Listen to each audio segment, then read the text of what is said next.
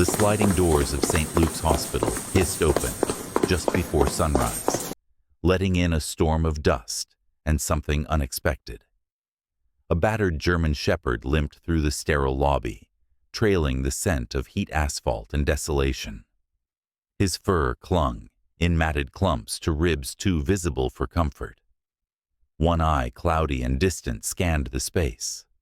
From his mouth dangled a black garbage bag. Nurse Sarah Mitchell froze mid-step. The clipboard in her hands clattered to the floor, but she didn't notice. Around her, chaos erupted. Security reached for radios. A janitor shouted, but the dog didn't growl or bark. Instead, with deliberate slowness, he placed the garbage bag at the base of the triage desk and stepped back 3 paces. Exactly. Then waited. Sarah's breath caught. Something in the animal's stance pulled at memory. There was purpose here, not panic. Ignoring warnings behind her, she crouched and opened the bag. She stopped breathing. Inside, bundled in a stained towel, lay a newborn girl. Umbilical cord still attached. Her skin was blue-tinged, her tiny chest barely rising. Time slowed. The sounds of the hospital melted into silence. All Sarah could hear was the whisper of breath so faint it might vanish any second. "Call NICU. Get Anderson." Now she said, already lifting the infant to her chest, her arms shaking. Warmth. That was priority 1. Get her warm. Get her oxygen. Get her back. As others rushed into motion, Sarah glanced at the dog. He remained still, watching his body taut with fatigue, but not fear. There was something in his eyes, an understanding beyond instinct. No tags, no collar, just a faded tattoo inside one ear. Numbers, a military insignia. And suddenly it clicked. Not the full memory, not yet, but the sensation. A field hospital, a flash of sand, blood on fur. A wounded dog held down while she whispered to keep him calm. Afghanistan. Years ago. She stared at him now, heartbeat wild. "You're not just a strace," she whispered. "You remember me." The dog didn't move. He didn't have to. He had already brought hope through the doors. "Shall I continue with part 1B type next when you're ready?" Max the dog stood like a soldier awaiting orders, even as alarms rang and footsteps echoed around him. His body bore the map of war-scarred flanks, an injured eye, and a limp that never fully healed. But he stood firm. Sarah clutched the baby tighter. The child's limbs were stiffening, her breath a fragile thread. Still, the faint thump of a pulse promised she wasn't gone. Not yet. Dr. Anderson, summoned from a break room, burst onto the scene moments later. "What in—" Sarah cut him off. "Newborn female, hypothermic cyanotic, possibly less than 24 hours old. Brought in by that dog." Anderson blinked. The dog. No time for disbelief. The infant needed saving. Nurses sprang into action, code announced overhead as Sarah followed Anderson down the corridor with the baby against her chest. The heat of her own body became a crude incubator. The child made a soft mewling noise, fragile, heartbreaking. In the ER, warm blankets and oxygen were prepared. Fluids were drawn. Monitors came online. Back in the triage area, Max remained where he'd been left. Frank, the security guard, eyed him with suspicion, but kept his distance. Something about the dog unnerved him. Not menace exactly. Discipline. Patience. "Should I call animal control?" he muttered into his radio. Sarah returned just in time to hear. "No, not yet." Frank arched a brow. "It's a stray. He saved a human life," she said. "That's more than most people do in a day." She approached Max slowly, crouching again. The German shepherd lowered his head slightly. Not submission, not fear. A gesture of acknowledgement. Her hand hovered over his head, unsure. Then slowly, he leaned into her palm. Her breath hitched. There, beneath his matted fur, she felt the ghost of a memory shrapnel removal, whispered reassurances, the sting of antiseptic mixed with Afghan dust. That broken animal she'd once held steady during emergency surgery. Could this truly be the same dog? She parted the fur behind his ear, and the truth blinked back at her in faded ink. A military tattoo. Max, she realized. She didn't know how he survived. She didn't know how he found his way here. But she knew one thing, with absolute certainty. He had chosen this hospital, chosen her, and he had brought hope. The newborn was stabilized barely. Incubator humming wires and tubes trailing like lifelines. She lay in NICU swaddled in layers, meant to coax warmth into her limbs. Her tiny breaths shuddered, pulled from the edge of silence. Sarah hadn't left her side. Dr. Anderson stood behind her arms, crossed. "We're lucky," he muttered. Another hour outside, and he didn't finish. He didn't need to. Police arrived soon after Detective Marcus Reed and Officer Jennifer Oakes. Reed, broad-shouldered and calm, asked questions with quiet efficiency. Oakes, younger and wide-eyed, couldn't take her gaze off Max. "A dog brought her in," she asked, incredulous. "In a garbage bag."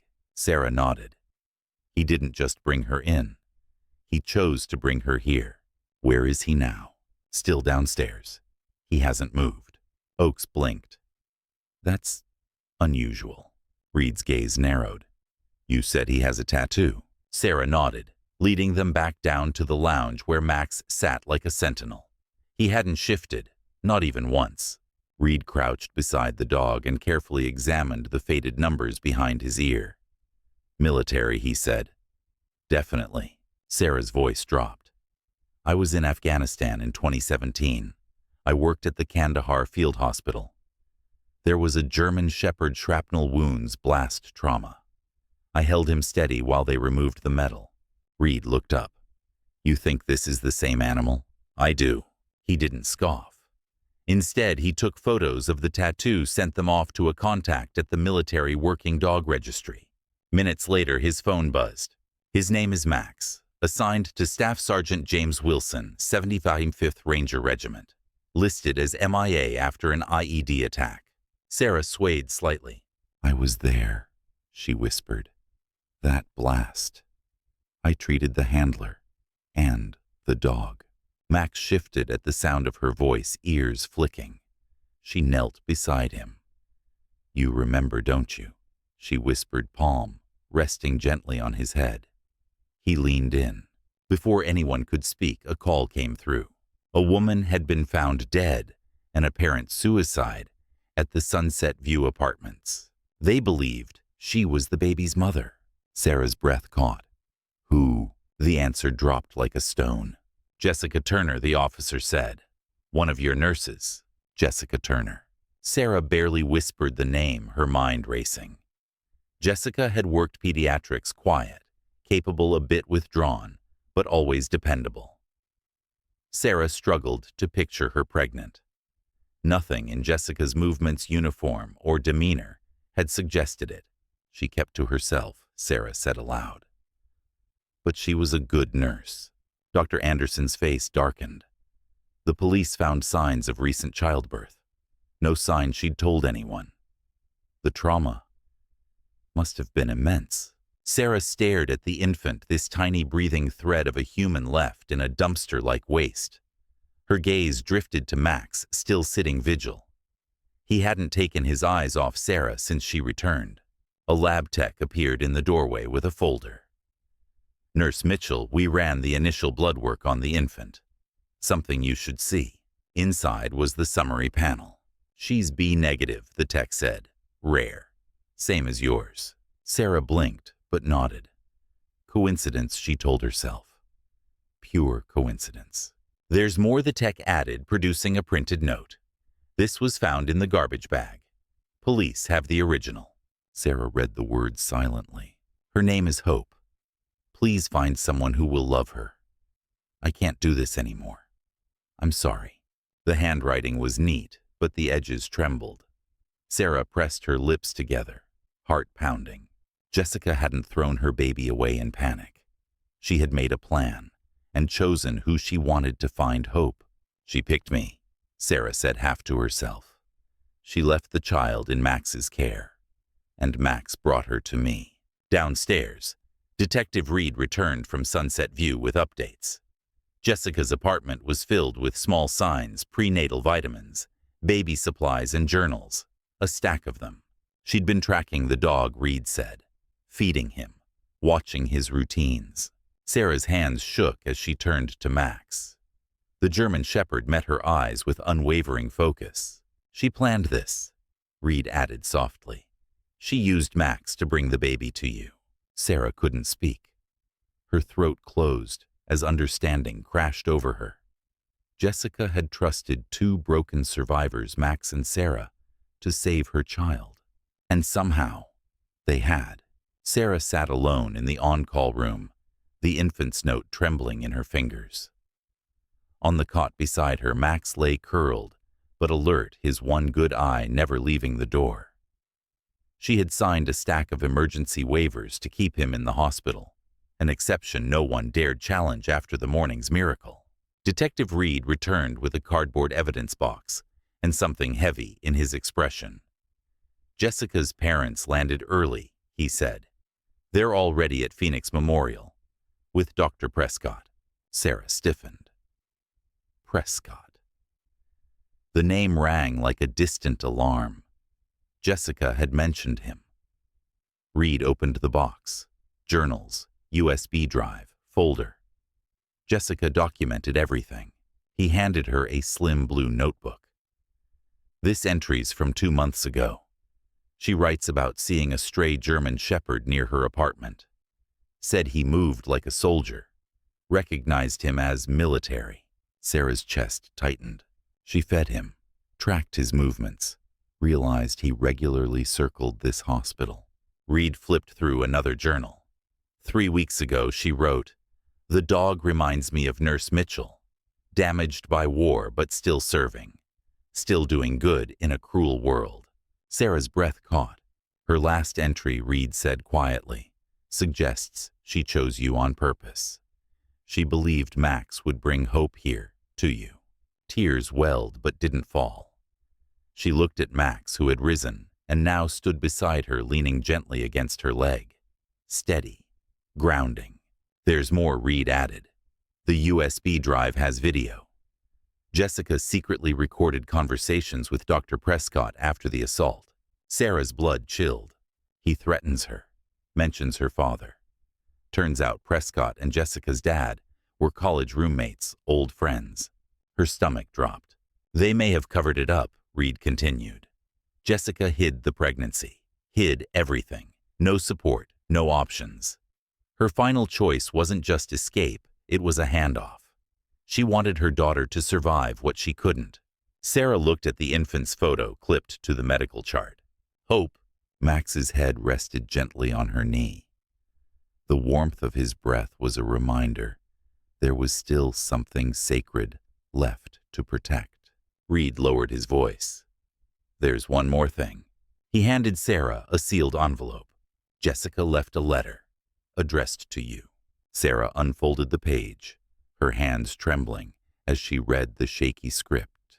If you're reading this, it means Max found you. I knew he would. I've watched you at the hospital, how calm you are with the babies, how you don't flinch when things get dark. I can't raise her, but you can. Please give her the life I couldn't. Her name is Hope, and you're the reason I dared believe she might be okay. Sarah read the letter twice before folding it back, with a reverence usually reserved for prayer. She chose me, Sarah said again, more firmly now. Not a coincidence, not charity. It had been deliberate, a passing torch. But with that realization came another. Her parents won't accept this, she said. Reed nodded. No, they're powerful. They'll push for custody. Legally, they have standing, wealth connections, a stable home. They didn't know she was pregnant, Sarah snapped. didn't notice their daughter was suicidal, and the court may not care, Reed replied gently. What will matter is Jessica's documented wishes, your character. And perhaps, he nodded at Max. The miracle everyone's already whispering about. Sarah looked at Max. He blinked once as if in agreement. There would be a fight. Jessica's legacy, her child, might be the center of a bitter legal storm. But Sarah had already made her decision. She stays with me, she said. And so does he. Reed gave a tight nod. I'll help however I can. Later that evening, Sarah returned to the NICU. Hope, stabilized, now lay in the incubator. Monitors beeped steady rhythms. Max waited outside the glass body, still eyes tracking every movement inside. You did it, Sarah whispered to the child. You made it. The storm hadn't broken yet, but it was coming. And this time, Sarah would not run. The hospital boardroom buzzed like a courtroom before trial. Sarah entered with Max at her side, his steps silent on the polished tile. Heads turned, conversations ceased. The air thickened. At the long table sat Jessica's parents, Charles and Elaine Turner, stiff and elegant in their morning attire. Beside them, two lawyers in sharp suits shuffled papers. On the opposite side, Dr. Anderson stood with the hospital director and legal counsel. Detective Reed and Officer Oakes watched from the wall, eyes sharp. No one spoke until Sarah sat. Charles Turner broke the silence first. Is the animal's presence necessary? His Boston drawl carried disdain. Yes, Reed answered before Sarah could. The dog is material to our investigation. Elaine Turner dabbed at her eyes with a lace handkerchief. Our daughter is dead. Our granddaughter abandoned. This should be handled privately. Reed remained steady. Your daughter left specific instructions. She entrusted Nurse Mitchell to care for the baby. Charles's jaw clenched. Ridiculous. We are her grandparents. We have resources. What can a single nurse offer? Sarah said nothing. Not yet. Dr. Anderson cleared his throat. Perhaps we should begin with Jessica's journal entries, why she felt unable to turn to her family. The Turner's attorney interjected. My clients are in mourning. This isn't the time to attack their character with the writings of a clearly disturbed young woman. She was troubled, Reed agreed, but consistent, and remarkably clear, especially regarding Dr. William Prescott. The air chilled. Elaine Turner flinched. Charles stiffened. Outrageous. Elaine whispered, What exactly did she write? Before Reed could answer, a low growl rumbled beside Sarah. Max, silent until now, had risen slightly, ears forward. All eyes turned first to the dog, then to the doorway. Dr. William Prescott entered. Perfectly pressed suit, impeccable silver hair, an easy, well-practiced smile. Apologies, he said smoothly. Traffic. The room seemed to recoil. Sarah's hand found Max's back. His muscles were steel beneath her fingers. I don't believe you were invited, Reed said, rising. Charles asked me to attend. Prescott replied. Family friend. Professional interest. Max's growl softened into stillness. Watching. Measuring. The real confrontation had just begun. Dr. Prescott moved to stand behind the Turners, a hand resting casually on Charles's shoulder. Elaine Turner seemed to shrink in his presence, her eyes flicking toward Sarah before dropping again. Detective Reed cleared his throat. Jessica's journals contain detailed accounts of an assault allegedly committed by you during the Arizona Medical Conference last October. Prescott didn't flinch. An allegation without evidence. Not entirely, Reed said. She also recorded your conversations. We have them. Prescott's smile faded just slightly. She attempted to report it to her father. Reed continued. He discouraged her. Said it would ruin her career. She documented that too. Charles Turner turned red. My daughter was emotionally fragile. Sarah stood, then slow and steady. She was terrified, isolated, pregnant, and the only person she trusted was a dog. Prescott interjected smoothly. "The child's welfare is our concern now. Surely we can agree she belongs with loving grandparents." "Who ignored their daughter's suffering?" Sarah asked. Elaine flinched. Prescott leaned forward, voice low. "That's a serious accusation, Nurse Mitchell." Sarah didn't blink. "And your presence here is a warning, isn't it? That if I pursue this, you'll come after me too." Before Prescott could reply, alarms shrieked through the building. Red lights pulsed in the corners. Dr. Anderson's pager buzzed. Code blue. NICU. Sarah was already running. Max surged beside her, matching her stride down the corridor. Behind them, chairs scraped and voices shouted, but all of it faded. They burst into the NICU chaos unfolding in every direction. Hope lay still in her incubator monitors, flashing erratic vitals. "Cardiac collapse," the neonatologist barked. "No known cause." Sarah watched in horror as compressions began. Tiny fingers pressed against tinier ribs. Outside the glass, the Turners and Prescott stood frozen. Max didn't look at the baby. He looked at them and locked onto Prescott. His eyes narrowed, his body tensed. Sarah felt it again, that prickling instinct that something wasn't right. Not just the crash, the timing. She turned back to Hope. Machines whirred, voices commanded. Then finally a cry, weak, but real. Hope had come back. Sarah placed a hand on the glass eyes, filling with tears. Max never moved, but his growl had returned.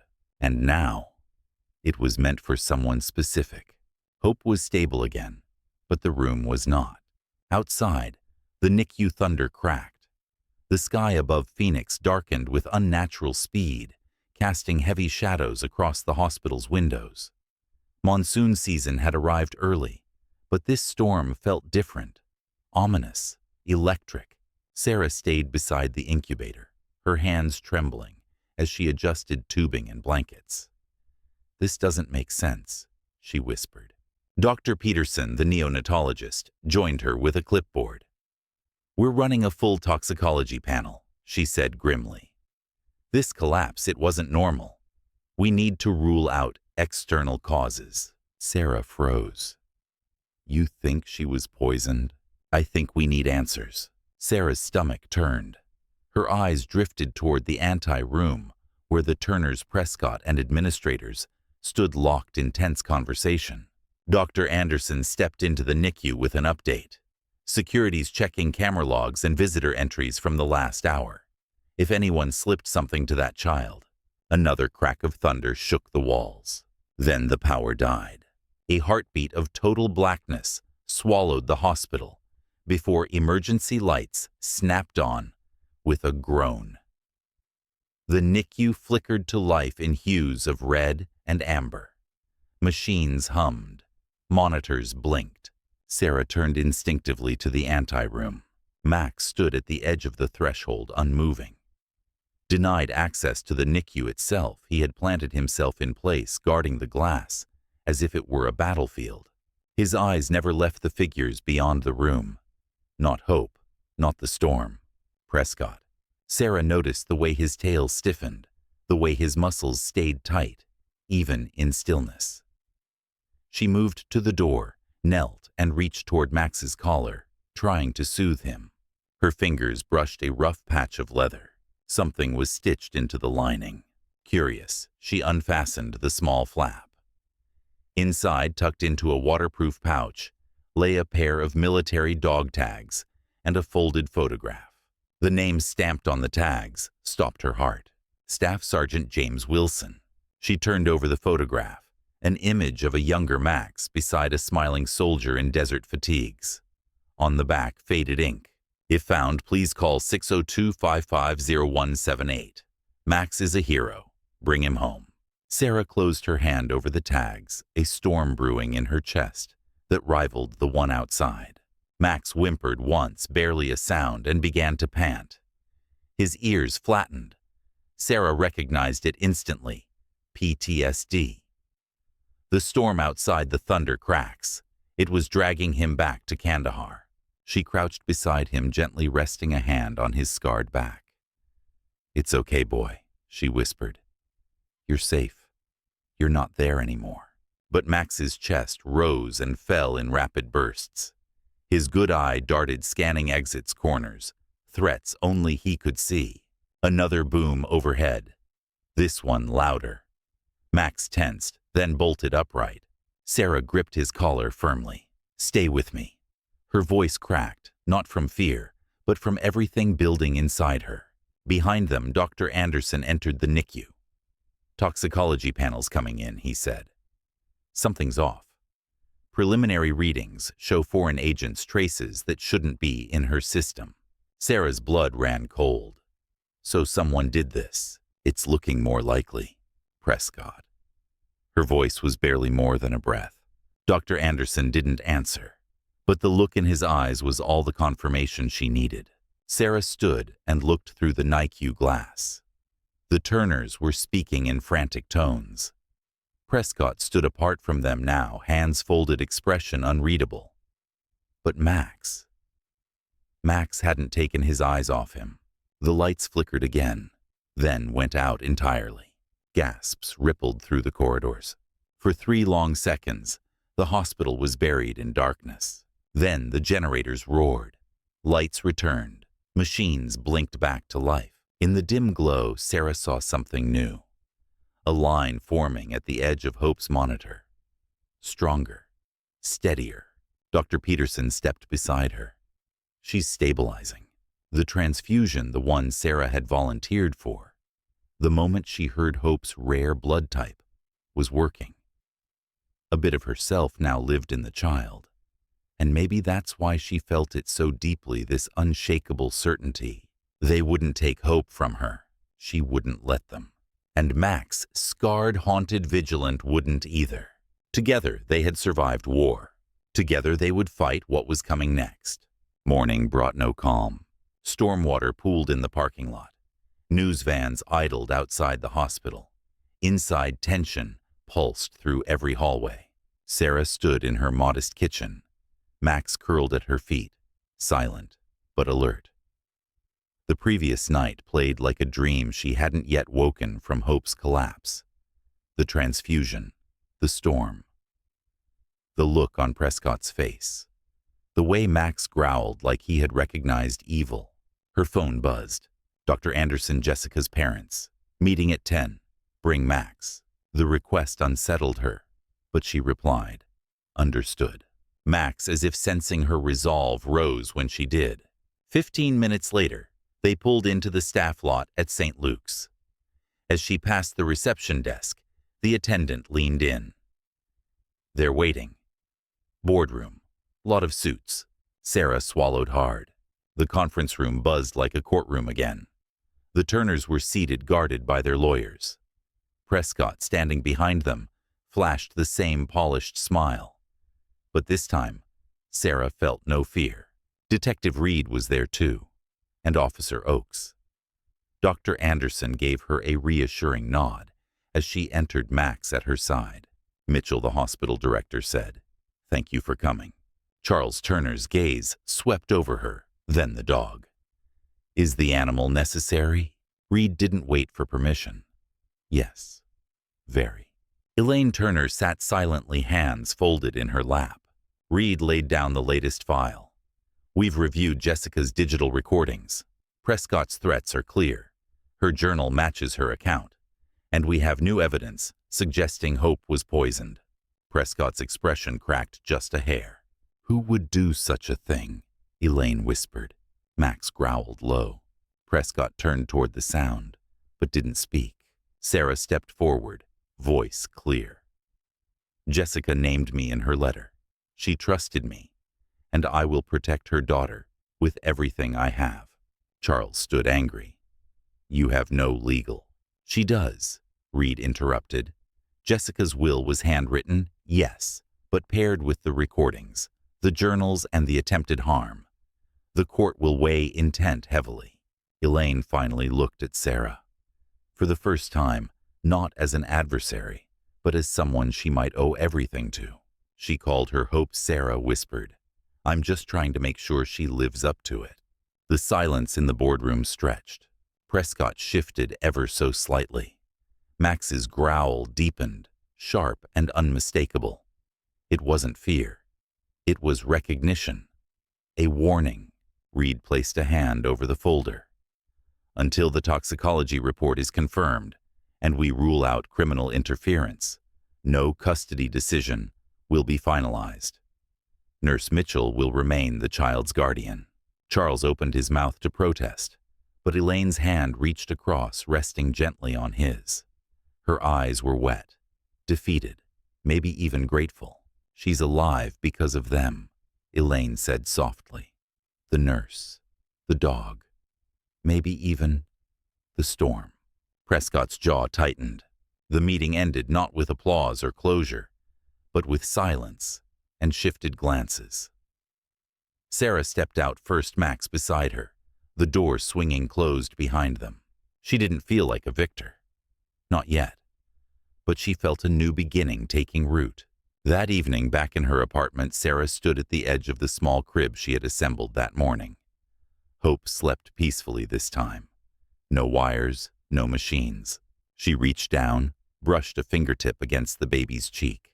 Behind her, Max lay curled near the door, already sleeping in his new post as guardian companion shadow. Sarah whispered to him, "You brought her to me, and you brought me back to myself." Max's ear flicked once, a silent acknowledgement. Outside, the storm clouds had lifted. Phoenix shimmered under clear skies. Hope stirred slightly in her sleep, then settled. They were safe for now, but the fight wasn't over. It was only just beginning.